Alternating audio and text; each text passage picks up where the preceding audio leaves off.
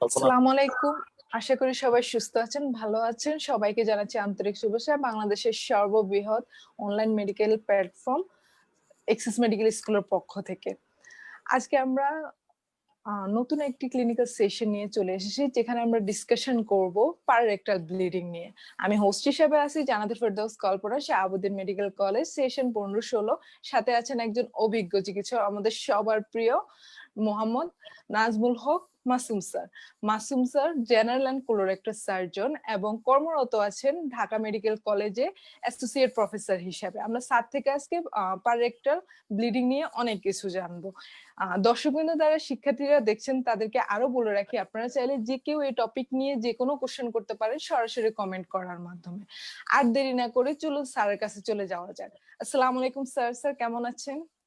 ওয়ালাইকুম সালাম, ভালো আছি। তুমি ভালো আছো? জি স্যার, আলহামদুলিল্লাহ। স্যার আপনাকে হ্যাপি টিচার্স ডে স্যার। আপনাকে আমাদের মেন্টর হওয়ার জন্য অসংখ্য ধন্যবাদ। আমরা এরকম মেন্টর পেয়ে অনেক ধন্য sir. Thank you so much. এই ব্যাপারে আমি কথা হচ্ছে, আসলে টিচাররা আসলে মেন্টর আগে বলা হতো, এখন কিন্তু আমি টিচার শব্দটাকে অন্যভাবে ভাবতে চাই। এখন টিচার না ভেবে আমরা হচ্ছে ফেসিলিটেটর। এখন স্টুডেন্টরা পড়াশোনা করবে, আমরা যারা শিক্ষক রয়েছি আমরা শুধু টিচারের কথা টিচার ভেবে লেকচার দিলাম, স্টুডেন্টের মনের অবস্থাটা বুঝলাম না। আমাদের মূলত এখনকার শিক্ষা ব্যবস্থায়, আধুনিক শিক্ষা ব্যবস্থায় টিচাররা হচ্ছে ফেসিলিটেটর। মানে স্টুডেন্ট পড়বে, স্টুডেন্টকে পড়তে হবে, স্টুডেন্টকে কাজ করতে হবে। একজন শিক্ষক স্টুডেন্টকে বিভিন্ন ভাবে এটা সহযোগিতা করবে। আমি যখন হসপিটালে যাই, আমি স্টুডেন্টদেরকে বলি আমি হচ্ছে তোমাদের সহযোগী। কারণ আমি টিচার অবস্থাটা আগে যেমন চিন্তা করা হতো, একজন টিচার ক্লাসে ঢুকবে, সবাই দাঁড়িয়ে উঠবে, অবশ্যই স্টুডেন্টরা শিক্ষককে সম্মান করবে। কিন্তু শিক্ষকদেরও আমি মনে করি অনেক দায়িত্ব রয়েছে।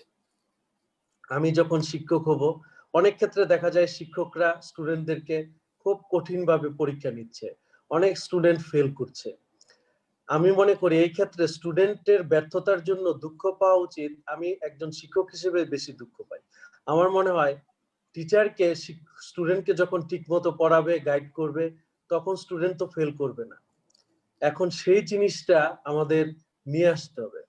আমরা প্রত্যেকে যখন প্রত্যেকের অবস্থানটা বুঝতে পারবো, আমি যখন একজন শিক্ষক হব, আমার কাজ হচ্ছে স্টুডেন্টকে ভালোভাবে বুঝিয়ে শুনিয়ে ভালোভাবে পড়াশোনা করা। আর স্টুডেন্টের কাজ হচ্ছে শিক্ষককে যথাযথভাবে সম্মান প্রদর্শন করে শিক্ষাগুলি আদায় করে নেওয়া, বা শিক্ষকের যে গাইডেন্স থাকবে সেটা শোনা। আর শিক্ষা ব্যবস্থার ক্ষেত্রে আমি যেটা মনে করি, এই ক্ষেত্রে আমি সবসময় বলি তিনটা জিনিসের গুরুত্ব দিতে হবে। একটা হচ্ছে শিক্ষকের কথা শুনতে হবে, তারপর বই পড়তে হবে। প্রচুর নলেজ ছাড়া অনেক ক্ষেত্রে আমি শিক্ষক, আমি যদি ভুলও বলি, অনেক ক্ষেত্রে ভুল বলাও হয়। এখন আমার স্টুডেন্টের কাজ হচ্ছে সেটা ধরা। আজকাল ইউটিউব রয়েছে, বিভিন্ন ভিডিও রয়েছে, গুগলে সার্চ দিলে আমরা অনেক নলেজ আহরণ করতে পারি। শিক্ষকের কথাটা ঠিক কিনা স্টুডেন্টের কাজ হচ্ছে সেটা যাচাই করে নেওয়া। আবার কোনো জিনিস যদি বুঝতে তার অসুবিধা হয়, শিক্ষককে প্রশ্ন করা। আবার শিক্ষকেরও কাজ হচ্ছে স্টুডেন্ট যখন প্রশ্ন করবে তাতে বিরক্ত না হয়ে সেটাকে ভালোভাবে নেয়া। আমরা মনে করি আমাদের শিক্ষক এবং ছাত্রছাত্রীদের সম্পর্কটা যদি এমন হয়, তাহলে আমরা একটা ভালো দিকে যেতে পারবো। আমাদের সমস্ত স্টুডেন্টরা মানে ভালোভাবে শিক্ষকের কাছে নিরাপদ বোধ করবে, শিক্ষক সহযোগিতা করবে। কারণ আমরা শিক্ষক, আমি কিন্তু সব রোগের চিকিৎসা করতে পারবো না, একসময় পৃথিবীতেও থাকবো না। আমার কাজ হচ্ছে আমার স্টুডেন্টটাকে অনেক দূর এগিয়ে নেয়া। এবং আমি তখনই সার্থক মনে করি আমি যা পারি, আমি যা জানি, আমি সমাজের কাছে যতটা কন্ট্রিবিউশন রাখতে পারছি, আমার স্টুডেন্টটা যদি তার চেয়ে বেশি কিছু অবদান রাখতে পারে, তাহলে আসলে আমরা আমাদের শিক্ষা ব্যবস্থাটা বা শিক্ষক এবং ছাত্র বা ছাত্রীর মধ্যে যে দায়িত্বটা সেটা মানে যথাযথভাবে পালন করা হবে। ধন্যবাদ। জি স্যার, অবশ্যই। আপনাকে অসংখ্য ধন্যবাদ এত সুন্দর দিক নির্দেশনা দেওয়ার জন্য আমাদেরকে, ওর টিচার্সদের সম্বন্ধে কিছু বললেন স্যার। স্যার, আমরা তাহলে আজকে আসল টপিকের দিকে চলে যাই, যে পাররেক্টাল ব্লিডিং এর ম্যানেজমেন্ট বা ক্লিনিক্যাল অ্যাপ্রোচ কিভাবে শুরু করব আমরা। এখন একজন মিডল এজ পেশেন্ট যদি আমাদের কাছে পাররেক্টাল ব্লিডিং নিয়ে আসে, আমরা according to the age or sex আমরা কি কি জিনিস নিয়ে ভাববো বা আমাদের নেক্সট ক্লিনিক্যাল অ্যাপ্রোচটা কি হবে যদি বলতেন। ধন্যবাদ তোমাকে।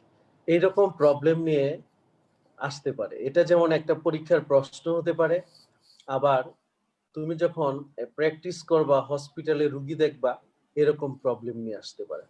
কাজে খুবই একটা ভালো প্রশ্ন করেছো। সেই ক্ষেত্রে আমাদের অ্যাপ্রোচটা কি হবে? প্রাথমিক অবস্থায় তোমার ধারণা থাকতে হবে পাররেক্টাল ব্লিডিং একজন মিডল এজড ওমেনের কি কারণে হতে পারে বা মেলের কি কারণে হতে পারে। পাররেক্টাল ব্লিডিং এর বহুবিধ কারণ রয়েছে, তার মধ্যে সব সময় কমন জিনিসটা কমনলি চিন্তা করতে হবে। মানে সবচেয়ে বেশি কমন হচ্ছে অ্যানাল ফিশারের জন্য ব্লিডিং হতে পারে, ইন্টারনাল হ্যামোরয়েডের জন্য ব্লিডিং হতে পারে, তারপর বাচ্চাদের ক্ষেত্রে রেকটাল পলিপ হলে ব্লিডিং হতে পারে, অ্যানাল ফিশার হলে হতে পারে। বাচ্চাদের সাধারণত পাইলস হয় না, পাইলসের সমস্যাটা থাকে না।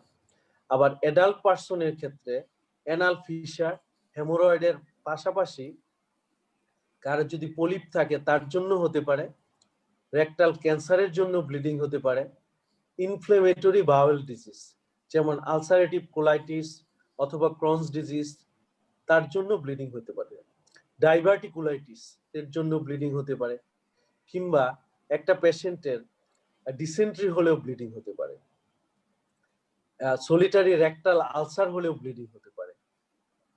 এবং কতগুলি হেরিডিটারি ডিজিজ রয়েছে, যেমন ফ্যামিলিয়াল এডেনোমেটাস পলিপোসিস কোলাই, সেটার জন্য ব্লিডিং হতে পারে।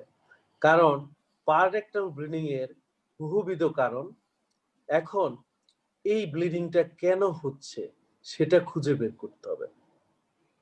এখন খোঁজার জন্য ব্লিডিং এর পাশাপাশি তোমরা যদি আরো কতগুলি হিস্ট্রি নাও, ইতিহাস নাও, এই ব্লিডিংটা কি তাজা রক্ত যাচ্ছে না কালো রক্ত যাচ্ছে, এই ব্লিডিংটা কি টপ টপ করে ফুটা ফুটা পড়ছে নাকি ফিনকি দিয়ে যাচ্ছে, রক্ত কি বেশি পরিমাণে যাচ্ছে না পায়খানার গা লেগে যাচ্ছে, এই রক্তের সাথে কি ব্যথা আছে, পায়খানা করার পরে কি প্রচন্ড জ্বালা পোড়া করে, পায়খানার সাথে কি আম যায়, ব্লিডিং এর সাথে কি মিউকাস মিশ্রিত, এবং তার মল ত্যাগের পর পূর্ণতা আসে কিনা, তার কি কখনো কুষ্ঠকাঠিন্য হয় নাকি কখনো লুজ মোশন হয়, অর্থাৎ তার অল্টারেশন অফ বাউল হ্যাবিট আছে কিনা।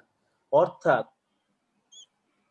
you should take proper history of parectal bleeding.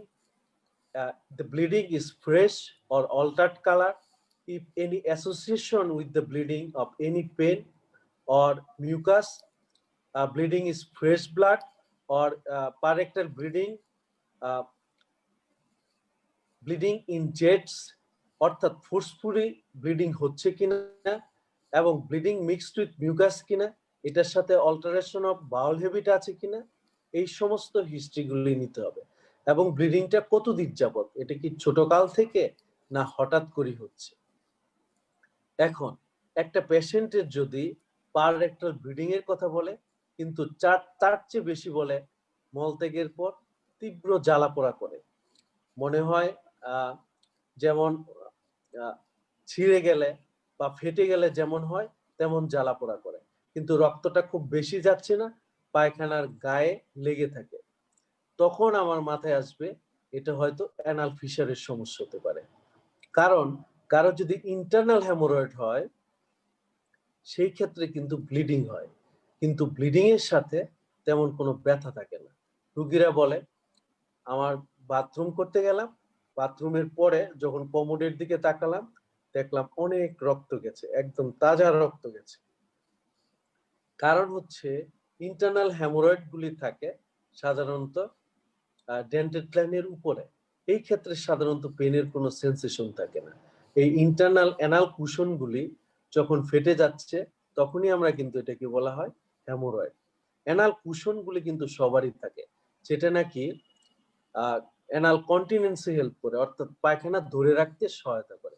কোনো কারণে কারো যদি কনস্টিপেশন হয়, অথবা লুজ স্টুল হয়, অথবা কেউ যদি প্রচন্ড পরিমাণে স্ট্রেনিং করে, তখন কি হয়, এই অ্যানাল কুশনগুলি বড় হয়ে যায় অথবা ফেটে যায়। যদি দেখা যায় অ্যানাল ক্যানালের ভিতরেই থাকলো, শুধু রক্ত গেল, তখন আমরা বলি ফার্স্ট ডিগ্রি হেমোরয়েড। যখন পেশেন্ট বলে something coming out per Anas that reduce automatically, that is second degree hemorrhoid. If patient states that something coming out per anus and it reduces manually, this is third degree hemorrhoid. Sometimes patient states that previously something coming out per anus, now it is irreducible. Previously it reduces manually, it is fourth degree hemorrhoid. Sometimes patient complains of something coming out per anus. It is very painful. There is a swelling around the anal canal. Previously, patient gives history of parectal bleeding. That was a fresh bleeding. That may be thrombosed and prolapsed hemorrhoid. If কোনো কোনো কারণে দেখা যায় rectal polyp থাকে। Polyp আবার বিভিন্ন রকম হতে পারে, যেমন একটা সেসাইল পলিপ হতে পারে, পেডাঙ্কুলেটেড পলিপ হতে পারে, জুভেনাইল পলিপ হতে পারে, তারপরে একটা পেশেন্টের এডিনোমেটাস পলিপ থাকতে পারে। এখন কারো যদি পেডাঙ্কুলেটেড পলিপ থাকে এবং সেটা যদি রেকটামে থাকে, তখন রোগীরা বলে মলত্যাগের সময় ভিতর থেকে কি যেন বের হচ্ছে, আবার সেটা ঢুকে যাচ্ছে। এটা সাধারণত বাচ্চাদের ক্ষেত্রে এইরকম ইতিহাস আমরা পাই। আর কারো যদি রেকটাল ক্যান্সার জনিত ব্লিডিং হয়, রোগীরা বলবে আমার পায়খানার সাথে যে ব্লিডিংটা হচ্ছে সেটার সাথে আম মিশ্রিত হচ্ছে। পারারেক্টাল bleeding usually mixed with mucus. It is not only rectal cancer, it may be solitary rectal ulcer, it may be ulcerative colitis or Crohn's disease. So we should take history very meticulously. তারপর আমরা এই পেশেন্টের হিস্ট্রিটা যখন আমরা নিয়ে ফেলবো, পাররেক্টাল bleeding এর প্রথমেই অনেকগুলি আমি কারণ বললাম। একটা হচ্ছে রেকটাল পলিপ, তারপর anal fisher, internal haemorrhoid, rectal cancer, rectal polyp, তারপর ইনফ্লেমেটরি বাউল ডিজিজ, ডাইভার্টিকুলাইটিস, মানে বিভিন্ন কারণে হতে পারে। তখন আমার অ্যাপ্রোচটা কি হবে, এই পেশেন্টটাকে আমরা যদি পেশেন্ট ব্লিডিং হতে হতে একেবারে এনিমিক হয়ে গেছে, কথা বলতে পারছে না, পেশেন্ট শকের ফিচার নিয়ে আসে, তখন সাথে সাথে রোগীকে হসপিটালাইজড করে পেশেন্টকে আমাদের ব্লাড ট্রান্সফিউশন করতে হবে। ব্লাড যদি না থাকে আমরা একটি ইলেকট্রোলাইট কন্টেনিং ফ্লুইড দিয়ে স্টার্ট করব, অর্থাৎ রোগীকে রিসাসিটেট করব। তারপর যদি কন্টিনিউয়াস ব্লিডিং হতে থাকে, আমাদের কাজ হবে পেশেন্টকে ব্লিডিং পয়েন্ট আইডেন্টিফাই করে ভর্তি করা। এটা হচ্ছে ইমার্জেন্সি ব্লিডিং এর ক্ষেত্রে। কিন্তু অধিকাংশ ক্ষেত্রেই ওই রকম ব্লিডিং নিয়ে আসে না। আমাদের কাছে যখন আসে, there may be history of per rectal bleeding. চেম্বারে যখন আসে বা রোগী যখন দেখায় ব্লিডিংটা বন্ধ হয়ে গেছে, তখন আমাদের কিছু পরীক্ষা করতে হবে। Without examination we can not diagnose what are the causes of bleeding. কি এক্সামিনেশন করতে হবে? অবশ্যই সবার হচ্ছে ডিজিটাল রেকটাল এক্সামিনেশন করতে হবে। এখন ডিজিটাল রেকটাল এক্সামিনেশনটা তুমি কিভাবে করবে, সেটার জন্য পেশেন্টের একটা কনসেন্ট নিবা। সেটা রিটেন কনসেন্ট হওয়া লাগবে না, একটা ভার্বাল কনসেন্ট। পেশেন্টকে আশ্বস্ত করতে হবে, তার প্রাইভেসি মেনটেন করতে হবে, পর্যাপ্ত পরিমাণে ইকুইপমেন্ট, যেমন তোমার একটা গ্লাভস পরতে হবে, জেলি থাকতে হবে, লাইট থাকতে হবে। একটা ফিমেল পেশেন্ট যদি হয় তাহলে তোমাকে অবশ্যই একজন ফিমেল অ্যাটেন্ডেন্ট নিয়ে নিতে হবে এবং তার শরীরটা ঢেকে দিতে হবে। এবং এই ডিজিটাল রেকটাল এক্সামিনেশনটা আমরা বিভিন্ন ভাবে করতে পারি, যেমন একটা লেফট ল্যাটারাল পজিশনে করি, এটাতে বেশি করা হয়। তারপর লিথোটমি পজিশনে করা যায়, নিয়ালবো পজিশনে করি, ডরসাল পজিশনে করি। তখন তুমি ডিজিটাল রেকটাল এক্সামিনেশনের পূর্বে, অর্থাৎ মলদ্বারে আঙ্গুল ঢুকানোর পূর্বে তোমার দেখে নিতে হবে পেরিএনাল রিজনে কোনো সোয়েলিং আছে কিনা, অর্থাৎ কোনো গ্রোথ আছে কিনা। যেমন যদি কারো ফিস্টুলা থাকে তাহলে দেখা যাবে পায়খানা রাস্তার পাশে একটা ছোট্ট একটা ছিদ্রের মতো দেখা যাচ্ছে, সেটা দিয়ে পুজের মতো আসে, রোগী হিস্ট্রি দিবে। অ্যানাল ক্যানালে কোনো গ্রোথ আছে কিনা, অর্থাৎ কোনো স্কিন ট্যাগ আছে কিনা, তুমি ইন্সপেকশন করলে অ্যানাল ফিশার পোস্টেরিয়রলি কিনা সেটা দেখতে পাবা। কিন্তু ইন্টারনাল হেমোরয়েড যদি থাকে তাহলে ইন্সপেকশন করে দেখা যাবে পেরিয়ানাল রিজনটা নরমাল। রেকটাল ক্যান্সারের ক্ষেত্রেও একই অবস্থা। যদি তুমি বাইরে থেকে দেখে বলো তোমার তো কোনো সমস্যা নাই, সেটা কিন্তু হবে না। তোমার অবশ্যই ডিজিটাল রেকটাল এক্সামিনেশন করবা, চেলি দিয়ে পেশেন্টকে লেফট ল্যাটারাল পজিশনে লম্বা করে শ্বাস নিতে বলো। তুমি জেন্টলি ফিঙ্গারটা ইন্ট্রোডিউস করবা। প্রথমে পোস্টেরিয়র ওয়ালটা দেখো, ল্যাটারাল ওয়াল দেখো, এটার মিউকুসা দেখো, মেল পেশেন্ট থাকলে কোনো গ্রোথ আছে কিনা দেখো। যদি কোনো গ্রোথ পাও সেটা অ্যানাল বার্স থেকে তার ডিস্টেন্ট কতটুকু সেটা দেখো, সেটার কনসিস্টেন্সি দেখো, এটা হার্ড কিনা। তারপর এটা যদি প্রোস্টেটে কোনো প্রবলেম যদি থাকে প্রোস্টেটটা দেখো। ফিমেল পেশেন্ট যদি থাকে পোস্টেরিয়র ভ্যাজানাল ওয়াল, ইভেন আমরা সার্ভিক্স ইউটেরাসও আমরা পালপেট করতে পারি। তারপর যখন তুমি ফিঙ্গারটা উইথড্র করবা সেটা ব্লাড স্টেন্ট কিনা, ওখানে মিউকাস আসছে কিনা এটা দেখতে হবে। এখন ডিজিটাল রেকটাল এক্সামিনেশন করে তুমি কিন্তু অনেক কিছু ডায়াগনোসিস করতে পারবা। রেকটামে গ্রোথ থাকলে সেটার একটা হার্ট ফিলিং পাবা, সেখানে একটা আলসারেটেড গ্রোথ পাবা। অ্যানাল ক্যানালে গ্রোথ থাকলে বুঝতে পারবা, সেটার আপার লিমিটটা পাচ্ছ কিনা সেটা বুঝতে পারবা। কিন্তু হেমোরয়েডটা অ্যানাল ডিজিটাল রেকটাল এক্সামিনেশন করে তুমি অনেক ক্ষেত্রে নাও বুঝতে পারো। সেই ক্ষেত্রে কি করতে হবে, এটা বোঝার জন্য তোমার একটা প্রোক্টোস্কোপি করতে হবে। এখন প্রোক্টোস্কোপি করে হেমোরয়েড, তুমি অ্যানাল ফিশার এটা বুঝতে পারবা। কিন্তু পেশেন্টের যদি তীব্র ব্যথা থাকে সেই ক্ষেত্রে কিন্তু তুমি প্রোক্টোস্কোপি করতে পারবা না। পেশেন্টকে কোনো অবস্থায় কষ্ট দেওয়া যাবে না। সেই ক্ষেত্রে বলা হয় ইইউএ, এক্সামিনেশন আন্ডার অ্যানেস্থেসিয়া। অ্যানেস্থেসিয়া দিয়ে রোগীকে এক্সামিনেশন করবা। যদি অ্যাকুট ব্লিডিং নিয়ে আসে আমরা পরীক্ষাও করব, এবং সাথে সাথে রোগীর যদি ফিশার থাকে বা যেই সমস্যাটা থাকে সেটা ট্রিটমেন্ট আমরা করে দেব। কাজে রোগীর যদি যেন ব্যথা না পায় সেজন্য আমরা একটা ইন্সপেকশন, ডিজিটাল রেকটাল এক্সামিনেশন, প্রোক্টোস্কোপি। কিন্তু কারো দেখা গেল অ্যানাল ফিশার আছে কিন্তু তার আন্ডারলাইং কজ অন্য কিছু হতে পারে। যেমন একটা পেশেন্টের আলসারেটিভ কোলাইটিস হতে পারে, ক্রনস ডিজিজ থাকতে পারে। সেজন্য ক্ষেত্র বিশেষে আমাদের সিগমোইডোস্কোপিও করতে হয়। কোনো কোনো পেশেন্টের যদি আমরা কোলোনোস্কোপিও করে থাকি। পেশেন্ট যদি অল্টারেশন অফ বাউল হ্যাবিটের কথা বলে, ইনকমপ্লিট ইভাকুয়েশন অফ বাউল থাকে, কখনো তোমার কনস্টিপেশন, আবার কখনো রোগীর ডায়রিয়া হচ্ছে, এরকম প্রবলেমের কথা বলে, তোমার একটা পেশেন্টের ফ্যামিলি হিস্ট্রি যদি কোলোনিক ক্যান্সার থাকে তার ভাই বা মা বাবা, সেই ক্ষেত্রে তোমার এই কোলোনোস্কোপিও করার প্রয়োজনীয়তা রয়েছে। এইভাবে এই পরীক্ষাগুলি করে তুমি নির্ণয় করতে পারবা আসলে রোগটা কি। এটা কি অ্যানাল ফিশার, এখানে কি পলিপ, এটা কি ফ্যাব, এটা কি আলসারেটিভ কোলাইটিস, না ক্রনস ডিজিজ, না রেকটাল ক্যান্সার। স্যার এখন আমাদেরকে আসো জি স্যার। এখন আসো এখন তোমার অ্যাপ্রোচটা কি হবে। অ্যাপ্রোচের সবসময় চিন্তা করতে হবে, বিশাল অনেক কিছু চিন্তা, তোমার মাথায় কিন্তু সবকিছু থাকতে হবে। ইতিহাস, তারপর জেনারেল এক্সামিনেশন। একটা পেশেন্ট খারাপ কিনা কি করে বুঝবা? তুমি যদি দেখো এনিমিক পেশেন্ট হচ্ছে, ব্লিডিং হয়ে পেশেন্টের তুমি টেকিকার্ডিয়া পাচ্ছ, অনেক ক্ষেত্রে পালস পাওয়া যাচ্ছে না, শক এর ফিচার নিয়ে আসছে, ইমিডিয়েট কাজ হচ্ছে ডিআরই করার আগে রোগীটাকে তোমার রিসিসিটেট করা। প্রথমে রোগীকে তুমি ব্লাড ট্রান্সফিউশন করো, ব্লাডটা গ্রুপিং ক্রস ম্যাচিং এর জন্য পাঠায় দাও, ব্লাড যতক্ষণ না আসবে একটা ফ্লুইড দিয়ে চেষ্টা করো। এইভাবে আমাদের পেশেন্টের প্রতি অ্যাপ্রোচটা হতে হবে।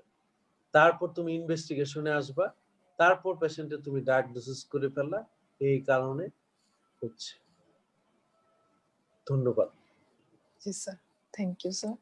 স্যার আমরা কি ইনভেস্টিগেশন পর্যন্ত কি যাওয়া লাগে? সবসময় তো ডিআরই দিয়েই অনেক সময় হয়ে যায় না, ইনভেস্টিগেশন করলে কি ইনভেস্টিগেশন করবো নরমালি?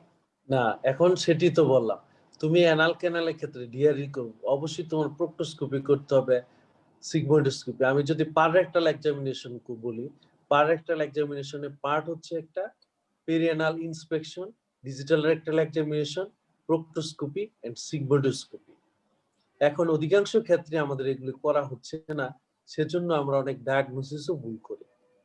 অনেক ক্ষেত্রে তোমাদের সতর্কতার জন্য বলছি, অনেকে আমরা মনে করি থাকি ইয়াং পেশেন্ট থাকলে তার হয়তো ক্যান্সার হবে না। আমরা দেখা যায় অনেক ক্ষেত্রে 10 বছর 12 বছরের পেশেন্টও কিন্তু রেক্টাল ক্যান্সার নিয়ে আসতে পারে। আমাদের সাবকন্টিনেন্টে প্রচুর পেশেন্ট আসে যাদের বয়স 50-এর নিচে, কিন্তু তাদের রেক্টাল ক্যান্সার। যদিও আমাদের ওয়েস্টার্ন বইগুলিতে লেখা এলডারলি পেশেন্টদের ক্যান্সারের প্রবণতা বেশি। কাজেই পার রেক্টাল ব্লিডিং নিয়ে আসলে তোমার ডিজিটাল রেক্টাল এক্সামিনেশন, প্রক্টোস্কোপি করবা। যদি কোনো কারণগুলি পেয়ে যাও, না এনাল ফিশারের জন্য হচ্ছে, হেমোরয়েডের জন্য হচ্ছে, এবং তার অল্টারেশন অফ বাউল হ্যাবিট নাই, ফ্যামিলি হিস্ট্রি নাই কোলন ক্যান্সারের, সেই ক্ষেত্রে তুমি ক্ষেত্র বিশেষে কোলনোস্কোপি নাও করতে পারো। কিন্তু তোমার যদি হিস্ট্রিটা সেরকম থাকে, কোলনোস্কোপিও করতে হবে। কাজে there are many cause of rectal. It may be hemorrhoid, it may be anal fissure, rectal polyp, ulcerative colitis, diverticulitis, rectal cancer, colon cancer, familial adenomatous polyp. There may be varieties cause. So you should at first take proper history, then clinical examination, then evaluation with the patient. There may be you need sigmoidoscopy or colonoscopy.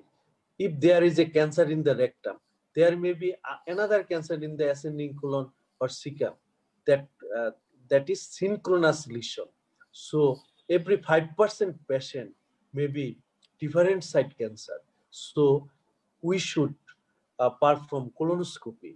If we get cancer in the rectum, we should also evaluate the rest of the colon to see any other lesion or polyp rest of the colon. Okay? Sir ডায়াগনোসিসের ক্ষেত্রে, ডায়াগনোসিসের পরে আমরা যখন ট্রিটমেন্টে যাব, majority তো surgery থাকে, মানে যেগুলো হচ্ছে লাইক হ্যামোরেড বা ফিশার যদি প্রাইমারি স্টেজে আছে, তখন কি নর্মাল মেডিকেশনে মানে ওষুধে দিয়ে কি নর্মালি এটা কি ভালো হওয়া যায়, নাকি সার্জারি ফার্স্ট চয়েস অলওয়েজ? না, thank you.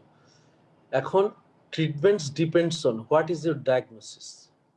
If it is anal fissure, it may be acute anal fissure, it may be chronic anal fissure. Acute anal fissure, there is no previous history. Patient gives history of constipation and straining followed by tear of the anal canal, and patient complains of burning after defecation. After examination, you found there is a tear, usually 6 o'clock position. In that case, your diagnosis, it is acute anal fissure. Acute anal fissure usually treat conservatively. You can give this patient some stool softener, some ointment, and hip bath. With this treatment, most of the patient will be cured within few days. অর্থাৎ একটা acute anal ফিশারের patient যদি আসে, তুমি প্রচুর পরিমাণে শাকসবজি, পানি খেতে বলো, স্টুলটা নরম রাখতে বলো, সেটা দেখা যায় এমনিতে ঠিক হয়ে যায়। কিছু কিছু ক্ষেত্রে আমরা দেখা যায় কিছু ওয়েনমেন্ট ব্যবহার করে থাকি। ওয়েনমেন্টের মধ্যে যেমন আমরা একটা জিটিএন পেস্ট ব্যবহার করতে পারি, এবং সেটার আবার একটা সাইড ইফেক্ট হচ্ছে তোমার হেডেক হতে পারে।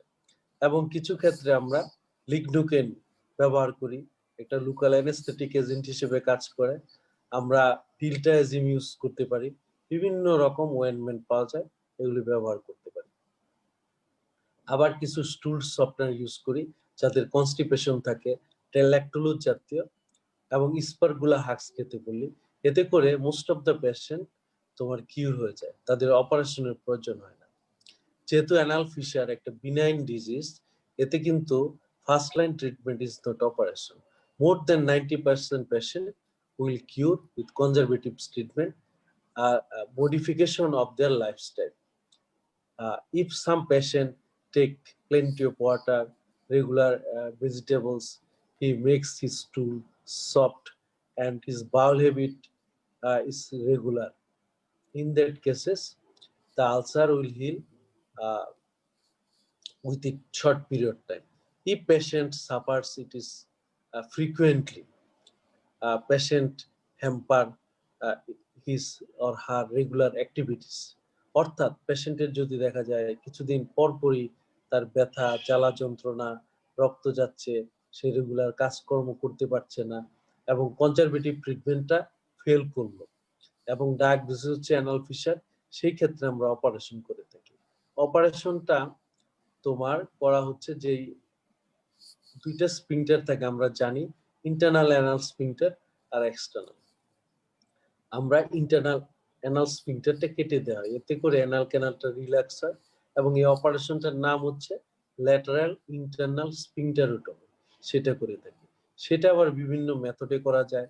একটা ওপেন মেথড বলা হয়, কেটে দেখে করি, আর হচ্ছে ক্লোজড মেথডে করতে পারি। সেটার জন্য আমরা বিভিন্ন সোর্স ইউজ করতে পারি। আমরা ওপেন করে কেটে করতে পারি, ডায়াথার্মি ইউজ করতে পারি কিংবা লেজার ইউজ করতে পারি। এগুলো হচ্ছে বিভিন্ন এনার্জি সোর্স। মোট কথা, most of the patient cured with conservative treatment. If conservative treatment fail, in that cases, anal fissure needs operative treatment. তারপর হেমোরয়েড যদি থাকে, সেই ক্ষেত্রেও এটা ডিপেন্ড করে তোমার কোন ডিগ্রি, এটা কি first degree, second degree, third degree, fourth degree.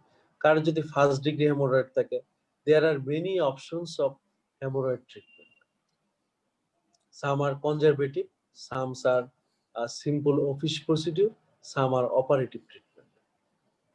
Anal fisher এবং হেমোরয়েড যেহেতু বিনাইন ডিজিজ, প্রাথমিক অবস্থায় চেষ্টা করা হয় এটার জন্য অপারেশন না করে থাকা যায়। রোগীদেরকে আমরা সর্বাবস্থায় তার খাদ্যাভ্যাস পরিবর্তন করতে স্টুল সফটনার এবং কিছু ঔষধের মাধ্যমে চেষ্টা করা হয়। হেমোরয়েডের ক্ষেত্রে যেমন আমরা ডায়াসমিন হ্যাসপিরিডিনের প্রিপারেশন ইউজ করি, এটা ব্যবহার করতে পারি। এবং তোমার কনজারভেটিভ ট্রিটমেন্টের যদি ভালো না হয়, সেই ক্ষেত্রে হেমোরয়েড ইনজেকশন, স্ক্লেরোথেরাপি, তারপর রাবার ব্যান্ড লাইগেশন করতে পারি। তারপর যদি third degree, fourth degree haemorrhoid হয়, সেই ক্ষেত্রে স্ট্যাপলড হেমোরয়েডোপেক্সি বা লঙ্গ অপারেশন অথবা ওপেন হেমোরয়েডেক্টমি, ক্লোজড হেমোরয়েডেক্টমি এগুলি করে থাকি। সর্বক্ষেত্রে এটা ডিপেন্ড করে তোমার কোন টাইপের হেমোরয়েড, এটা কি ইন্টারনাল নাকি এক্সটার্নাল, এবং এটা কোন ডিগ্রি এবং পেশেন্টের সিভিয়ারিটি। পেশেন্টের যদি দেখা যায় না খুব বেশি প্রবলেম হচ্ছে না, কনজারভেটিভ ট্রিটমেন্টই ভালো থাকছে, তার কিন্তু অপারেশনের প্রয়োজন হয় না, ওষুধের মাধ্যমে এটাকে আমরা ট্রিটমেন্ট করব।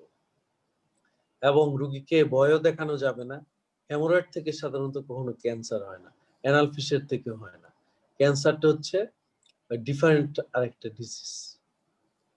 এখন তোমাদের পরীক্ষাতে যদি প্রশ্ন আসে, বিভিন্ন ভাবে আসতে পারে, অনেক সময় আমরা জিজ্ঞেস করি পারেক্টাল ব্লিডিং এর কজগুলি বলো, তখন তুমি কজগুলি বলে দিবা। এখন পারেক্টাল ব্লিডিং নিয়ে আসছে, ইমার্জেন্সি সিচুয়েশন, তখন তুমি কি করবা সেটা তোমার জানা থাকতে হবে।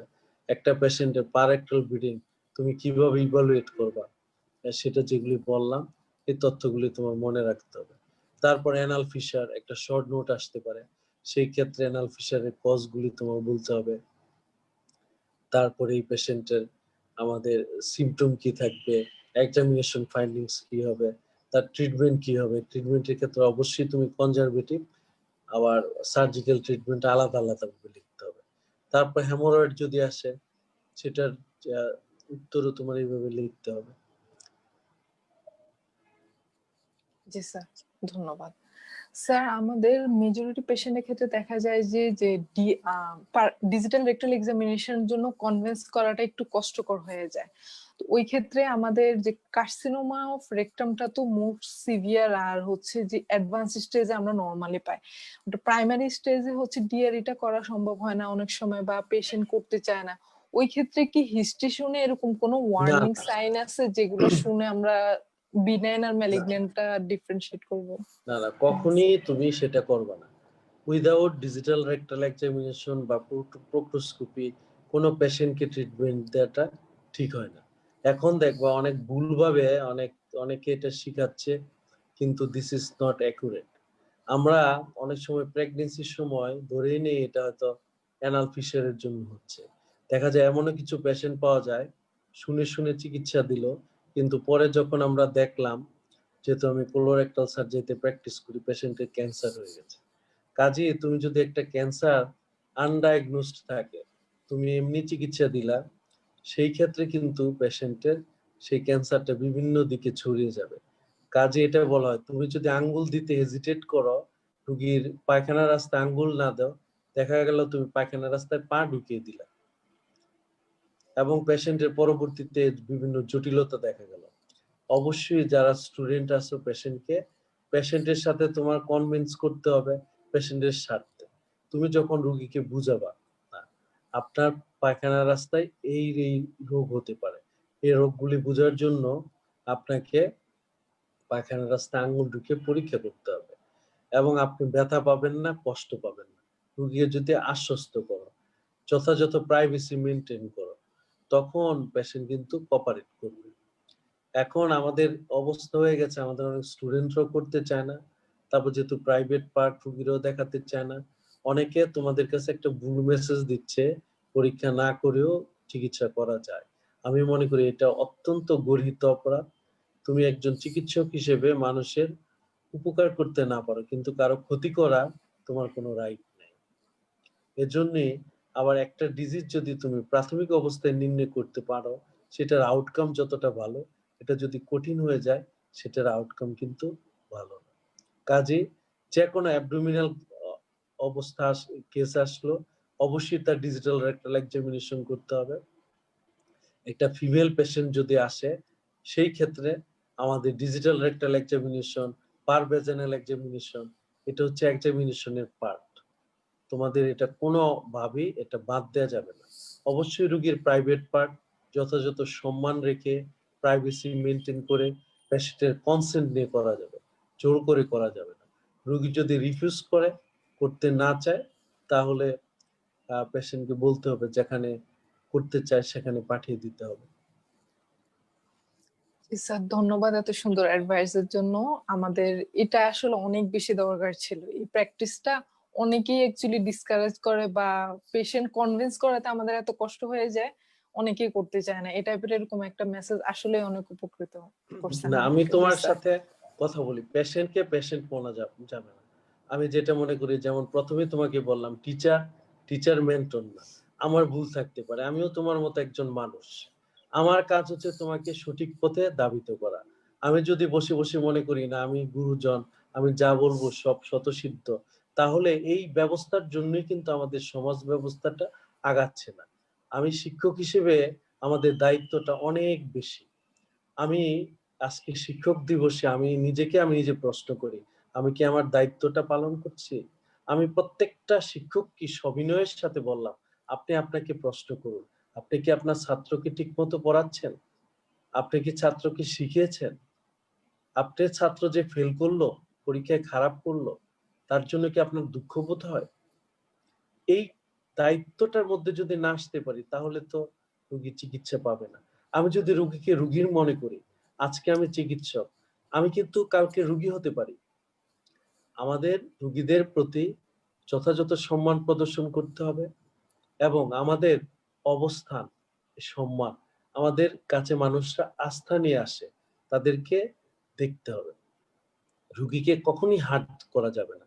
তোমাকে অবশ্যই কনভিন্স করা না। তুমি যখন এই পেশাটাকে সাধনা হিসেবে নিবা, রুগীর সাথে পেশেন্ট ডক্টর রিলেশনশিপ, পেশেন্টের privacy maintain, patient medical ethics এর যে পার্টগুলি, এই যে কোনো চিকিৎসা দিবা বা চিকিৎসার মাধ্যমে আমরা অনেক কিছু শিখতেও পারি।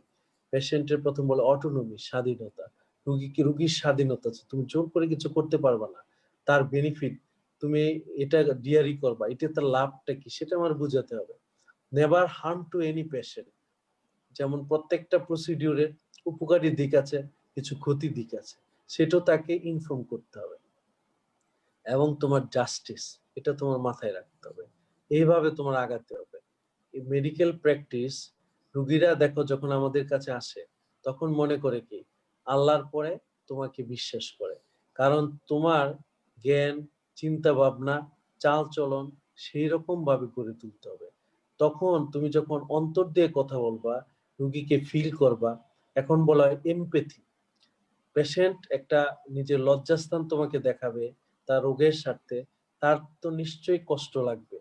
কেউ তো আমাদের প্রাইভেট পার্ট আমরা উন্মুক্ত করতে চাই না। তোমার সেই জিনিসটা ফিলিংস থাকতে হবে।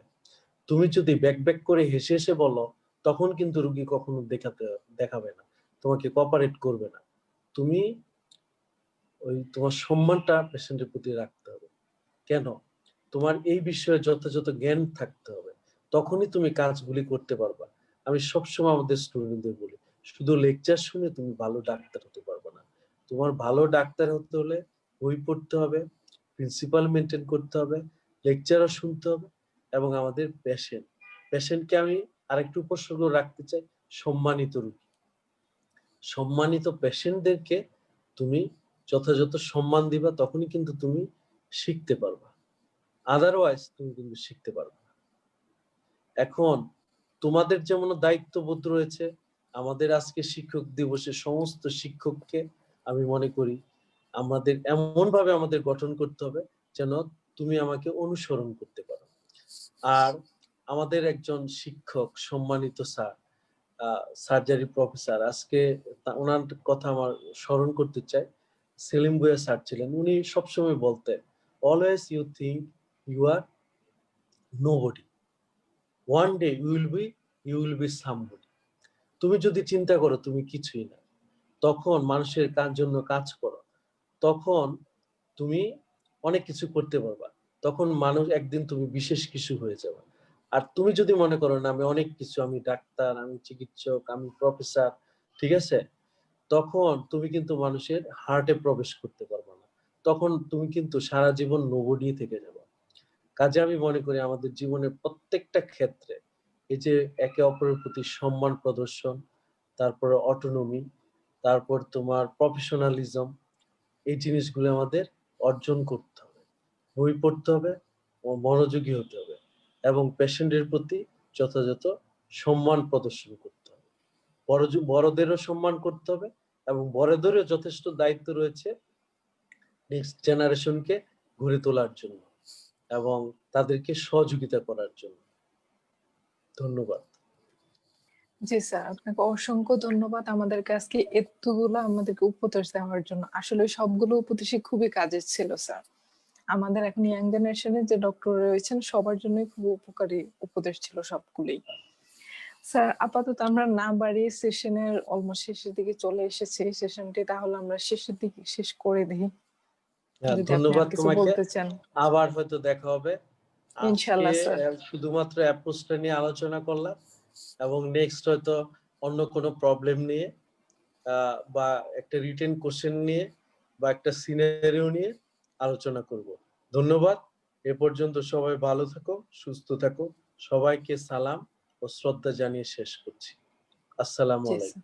স্যার। আসসালামু আলাইকুম স্যার।